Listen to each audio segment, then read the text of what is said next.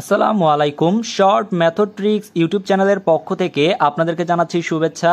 আজ আপনাদের সাথে আলোচনা করব মানসিক দক্ষতার পার্ট 2 নিয়ে। ইতিমধ্যে আমি আমার চ্যানেলে পার্ট 1 আপলোড করে দিয়েছি, যারা দেখেননি তারা অবশ্যই দেখে নেবেন। আজকের আমরা 6 নম্বর অঙ্ক থেকে শুরু করব। তো চলুন দেখি 6 নম্বর অঙ্কে কি আছে। 6 নম্বর অঙ্কে বলেছে, আমার কক্ষে এক বৃদ্ধ দম্পতি ও তাদের সাথে দুই দম্পতি প্রত্যেকে দুইজন করে সন্তান সহ প্রবেশ করলেন। আমার কক্ষে মোট কতজন লোক হলো? এটি 34তম বিসিএস পরীক্ষাতে এসেছে। তো একটু খেয়াল করে দেখুন, বলেছে আমার কক্ষে, ধরুন এটা হচ্ছে একটা কক্ষ, এটা হচ্ছে একটা কক্ষ। এই কক্ষে অর্থাৎ আমার কক্ষে এক বৃদ্ধ দম্পতি, দম্পতি মানে হচ্ছে দুইজন, স্বামী এবং স্ত্রী দুইজন, ঠিক আছে? তাহলে এই হচ্ছে বৃদ্ধ দম্পতি। ওকে, আমি একটু বোঝার জন্য আপনাদের এখানে লিখে রাখছি বৃদ্ধ দম্পতি, ঠিক আছে? বৃদ্ধ দম্পতি। এরপরে কি বলেছে? এক বৃদ্ধ দম্পতি ও তাদের সাথে দুই দম্পতি। এতটুকু পর্যন্ত আগে একটু কাজ করে ফেলি। তাদের সাথে দুই দম্পতি, তাহলে একটু খেয়াল করে দেখেন, এই তাদের সাথে কয় দম্পতি? দুই দম্পতি। এক দম্পতি মানেই হচ্ছে কয়জন? দুইজন। তার মানে হচ্ছে দুই দম্পতি, তার মানে হচ্ছে দুই দম্পতি, তার মানে এই হচ্ছে এক দম্পতি এবং এদের সাথে আরো এক দম্পতি, যেহেতু বলেছে দুই দম্পতি, তাহলে দেখুন দুই দম্পতি অর্থাৎ টোটাল চারজন। অর্থাৎ বৃদ্ধ দম্পতি, এটা হচ্ছে আমার বৃদ্ধ দম্পতি ও তাদের সাথে দুই দম্পতি। এরপরে বলেছে কি, আবার দেখেন, সেই দুই দম্পতি প্রত্যেকে দুইজন করে সন্তান সহ প্রবেশ করলেন।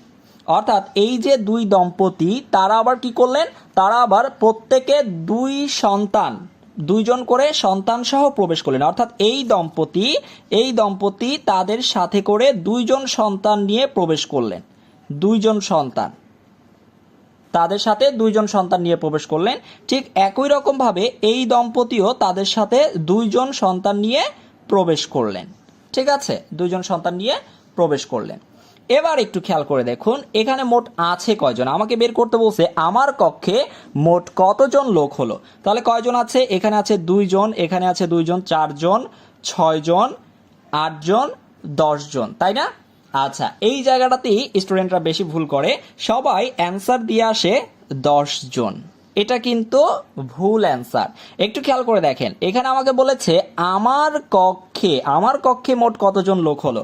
আচ্ছা, এইটা যদি আমার কক্ষ হয়, এই কক্ষের ভিতরে কিন্তু আমিও আছি। এই কক্ষের ভিতরে কিন্তু কি আছে? আমি আমি আমি নিজেও কিন্তু এই কক্ষের ভিতরে আছি। তাহলে 10 জন তো আছেই এবং আমি একজন, টোটাল কয়জন হলো বলেন? টোটাল হচ্ছে 11 জন, অর্থাৎ মোট 11 জন আছে। অর্থাৎ আমার কক্ষে মোট কতজন লোক হলো? আমার কক্ষে মোট লোক আছে 11 জন, অর্থাৎ অপশন গ হচ্ছে সঠিক উত্তর। ক্লিয়ার? তো ভিউয়ার্স, এবার চলুন আমরা 7 নম্বর প্রশ্নটা দেখি। যদি চ গুণ জি ইকুয়াল টু 42 হয়, তবে জে গুণ ট সমান কত হবে? এটা 40তম বিসিএস পরীক্ষাতে এসেছে। একটু খেয়াল করে দেখুন, একদম সহজ, কঠিন কিছুই না। আচ্ছা, একটু খেয়াল করেন, সেটা হচ্ছে এই যে চ, এটা বাংলা বর্ণমালার কত নাম্বার বর্ণ? এটা হচ্ছে বাংলা বর্ণমালার মধ্যে 6 নাম্বার বর্ণ, তাই না? 6, ঠিক আছে। তারপরে হচ্ছে গুণ চিহ্ন আছে, গুণ চিহ্ন দিন। এরপরে হচ্ছে জি, এটি ইংলিশ অ্যালফাবেটের মধ্যে কত নাম্বারে আছে? 7 নাম্বারে আছে। কত নাম্বারে আছে? 7 নাম্বারে। তাহলে একদম সহজ, এখানে পেলাম 6, এখানে পেলাম 7, 6 আর 7 গুণ করে দেন, 6 7 কত পেয়েছি? 42, যেটা আমার প্রশ্নে দেওয়া ছিল 42, ঠিক আছে। তাহলে একটু খেয়াল করে দেখুন, এই যে হচ্ছে আমার ইংলিশ অ্যালফাবেটের মধ্যে কত নাম্বার? এইটা হচ্ছে 10 নাম্বার। কত? 10 নাম্বারে আছে যে। গুণ ট হচ্ছে বাংলা বর্ণমালার মধ্যে কত নাম্বার বর্ণ? ট হচ্ছে 11 নাম্বার, 11, ঠিক আছে। তাহলে 11-র সাথে 10 গুণ করে দিন। তাহলে 11-র সাথে 10 গুণ করলে আমরা পাচ্ছি কত? 110। তাহলে এইটাই হচ্ছে আমার অ্যান্সার, এইটাই হচ্ছে আমার অ্যান্সার, অর্থাৎ 110। তার মানে যে গুণ ট সমান হচ্ছে 110। ওকে, তো ভিউয়ার্স, এবার চলুন আমরা 8 নাম্বার অঙ্কটা দেখি কি বলেছে। জে ডি, তারপরে হচ্ছে কে এফ, এরপরে এইখানে কি বসবে সেটা আমাদেরকে বের করতে হবে। তারপরে হচ্ছে পি এম, তারপরে হচ্ছে টি আর, অর্থাৎ প্রত্যেকটার সাথে দুইটা করে কি আছে, অ্যালফাবেট আছে, তাই না? তো একটু খেয়াল করে দেখুন আমরা কিভাবে কাজটা করতে পারি। আমরা এক কাজ করতে পারি, আমরা প্রত্যেকটার প্রথম যে অ্যালফাবেটগুলো আছে সেইগুলো নিয়ে আমরা কাজ করতে পারি। অর্থাৎ এখান থেকে জে নেই, এখান থেকে কে, এরপরে হচ্ছে পি, এরপরে হচ্ছে টি। তাহলে আমরা একটু লিখে ফেলি কি কি পাচ্ছি। জে, তারপর হচ্ছে কে, এরপরে আমাদের এই জায়গায় কি হবে সেটা বের করতে হবে। তারপরে হচ্ছে পি, তারপরে হচ্ছে টি। ওকে, আমরা চাইলে কিন্তু পরেরটা নিয়েও কাজ করতে পারি, তবে আমরা প্রথমটা নিয়ে কাজ করছি আগে। ওকে, তাহলে দেখুন জে আছে, তারপরে হচ্ছে কে, তারপরে হচ্ছে এখানে কি হবে সেটা বের করতে হবে আমাদের। তারপরে হচ্ছে পি আছে, তারপরে হচ্ছে টি আছে। তো একটু মনোযোগ দিয়ে খেয়াল করলে আপনারা বুঝবেন, সেটা হচ্ছে এই জে, জে এর পরপরই আছে কি, কে। তার মানে দেখুন আমাদের যে ইংলিশ অ্যালফাবেট আছে সেখানে কিন্তু জে এর পরপরই কে আসে, তাই না? জে এর পরপরই কে আসে।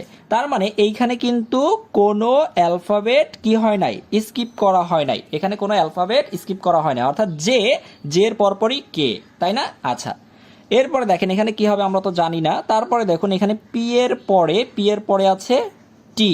তার মানে মাঝখানে কিন্তু তিনটা অ্যালফাবেট কি আছে, স্কিপ করা হয়েছে। তার মানে তিনটা অ্যালফাবেট এখানে নাই, তাই না? ওকে, তিনটা অ্যালফাবেট এখানে নেই, অর্থাৎ কিউ আর এস এই তিনটা অ্যালফাবেট এখানে কিন্তু নেই। তাহলে দেখুন একটু ভালো করে খেয়াল করুন তো, এখানে এমন একটা অ্যালফাবেট বসবে যেটা, অর্থাৎ দেখুন প্রথমে এখানে কোনো অ্যালফাবেট কি স্কিপ করা হয়নি, অর্থাৎ জিরো। তাহলে এটা যদি একটা ধারার আকারে যায়, তার মানে জিরোর পরে হচ্ছে ওয়ান, তারপরে হচ্ছে এখানে এমন একটা অ্যালফাবেট বসাবে ওয়ানের পরে, এখানে পার্থক্যটা হবে কত, টু, তাই না? তাহলে একটু খেয়াল করে দেখুন তো, কে এর পরে একটা অ্যালফাবেটকে স্কিপ করার পরে কোন অ্যালফাবেটটা আসে বলেন তো, এম আসে, এম, তাই না? অর্থাৎ কে এর পরে আমরা যদি এল অ্যালফাবেটটাকে স্কিপ করে দেই, অর্থাৎ একটা অ্যালফাবেটকে স্কিপ করি এল কে, তারপরে পাই আমরা হচ্ছে এম, তাই না? অর্থাৎ এই যে একটা অ্যালফাবেট স্কিপ করা হয়েছে। তাহলে দেখুন এটা একটা সুন্দর একটা ধারার মতো করে আগাচ্ছে। জিরোটা অ্যালফাবেট স্কিপ করা হয়েছে, তারপর হচ্ছে একটা, তারপর হচ্ছে দুইটা, তারপর হচ্ছে তিনটা, অর্থাৎ এই জায়গাটাতে বসবে হচ্ছে এম। অর্থাৎ যেহেতু আমরা এখানে জানি দুইটা, এখানে কি হবে, দুইটা অ্যালফাবেট বসবে, তার মানে প্রথম অ্যালফাবেটটা হচ্ছে এম বসবে, প্রথম অ্যালফাবেটটা এম বসবে। তো আপনার কষ্ট করে কিন্তু আবার দ্বিতীয় অ্যালফাবেট কি বসবে সেটার জন্য কাজ না করলেও হবে। কেন ভাইয়া? দ্বিতীয় যে অ্যালফাবেটটা বসবে, অর্থাৎ এই এম এর সাথে কিছু একটা বসবে, এই এম এর সাথে কিছু একটা বসবে, সেটা নিয়ে কাজ না করলেও কেন হবে? কারণ আপনি অলরেডি দেখতে পাচ্ছেন আপনার প্রথম অ্যালফাবেটটি হচ্ছে এম, আপনার যে চারটা অপশন দেওয়া আছে তার প্রথমে আছে এন, তার মানে এটা সঠিক নয়। তারপরে দেখেন এখানে প্রথমটা আছে এম, যেটা আপনি প্রথমটা নিয়ে কাজ করেছেন এবং পেয়েছেন এম, তার মানে এটা হতে পারে।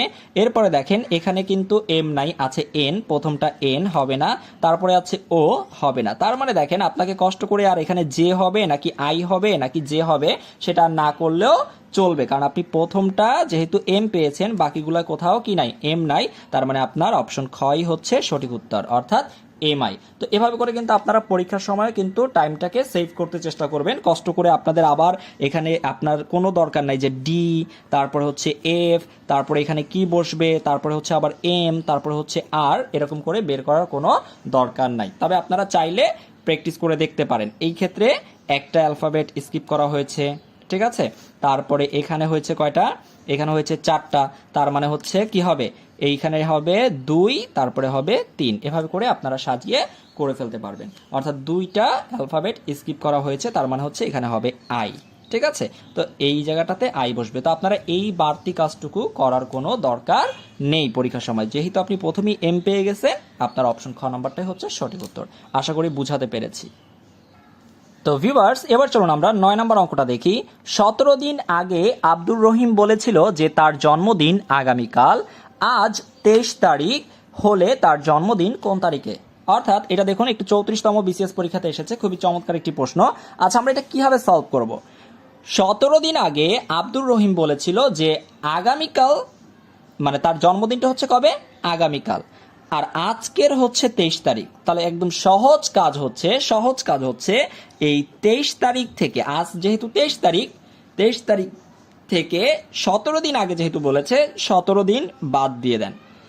তাহলে 23 থেকে 17 বাদ দেন, তার মানে হচ্ছে কয় তারিখ? 6 তারিখ। ভাই 6 তারিখ আসলে কি? অর্থাৎ এই 6 তারিখে রহিম বলেছিল, আমি একটু নোট করে দিচ্ছি, 6 তারিখ অর্থাৎ 6 তারিখে রহিম বলেছিল আগামীকাল তার জন্মদিন। তো একটু খেয়াল করে দেখেন, তো 6 তারিখে যদি রহিম বলেছিল আগামীকাল তার জন্মদিন, অলরেডি আপনারা সবাই অ্যান্সার কি হবে বুঝে গেছেন। 6 তারিখে সে বলেছিল আগামীকাল তার জন্মদিন, তার মানে 6 তারিখে পরে আগামীকাল মানে কয় তারিখ বলেন তো? 7 তারিখ। অর্থাৎ তার জন্মদিন হচ্ছে কয় তারিখ? 7 তারিখ। অর্থাৎ অপশন ক হচ্ছে আমার সঠিক উত্তর। খুবই সহজ একটা প্রশ্ন। তো ভিউয়ার্স, এবার চলুন আমরা 10 নম্বর প্রশ্নটা দেখি কি বলেছে। যদি ROSE কে লেখা হয় 6821 এবং CHAIR কে যদি লেখা হয় 73456 এবং PREACHE কে লেখা হয় 9614731, তাহলে SEARCH এর কোড কত?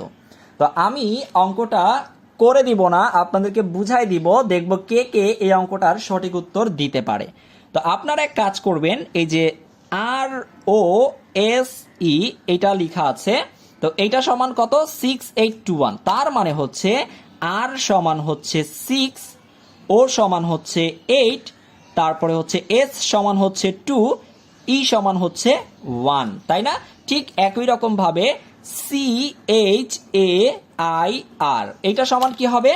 C সমান হচ্ছে 7, H সমান হচ্ছে 3, তারপরে হচ্ছে A সমান হচ্ছে 4, I সমান হচ্ছে 5, R সমান হচ্ছে 6। ঠিক একই রকম ভাবে PREACHE,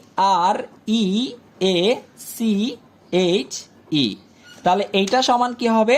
দেখেন, P সমান হচ্ছে 9, R সমান হচ্ছে 6, E সমান হচ্ছে 1, A সমান হচ্ছে 4, C সমান হচ্ছে 7, H সমান হচ্ছে 3, E সমান হচ্ছে 1।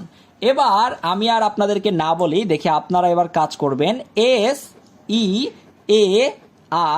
SEARCH সমান কি হবে? আপনারা একটু সহজ করে দিচ্ছি আপনাদেরকে। যেমন এখানে এস আছে, তাই না? আপনাদেরকে একটু সহযোগিতা করি। যেমন এস আছে, তার মানে এইখানে আমরা একটা এস পাচ্ছি, তাই না? তাহলে এই এস এর মান কত? এস এর মান হচ্ছে 2, তার মানে হচ্ছে এস এর মান বসবে 2। এভাবে করে আপনারা সংখ্যাগুলো বসান এবং কোনটা সঠিক উত্তর হবে দেখি সবার আগে কে আমাকে কমেন্ট করে জানাতে পারে। দ্রুত করুন, দেখি কারটা সঠিক হয়। ঠিক আছে, দেখি কে কে সঠিক উত্তর দিতে পারে। এবং আপনারা কমেন্ট করে বলবেন যে মানসিক দক্ষতার এই ক্লাসগুলো আপনাদের কেমন লাগে এবং আপনারা উপকৃত হচ্ছেন কিনা। তাহলে আমি খুব শীঘ্রই পার্ট 3 নিয়ে আপনাদের সামনে হাজির হব। এবং অঙ্কগুলো কিন্তু খুবই গুরুত্বপূর্ণ, যেগুলো BCS এর প্রত্যেকটা পরীক্ষায় এই টাইপের প্রশ্নগুলো এসে থাকে। তো আজকের ক্লাসটা এতটুকুই। সবাই ভালো থাকেন, সুস্থ থাকেন। আল্লাহ হাফেজ, আসসালামু আলাইকুম।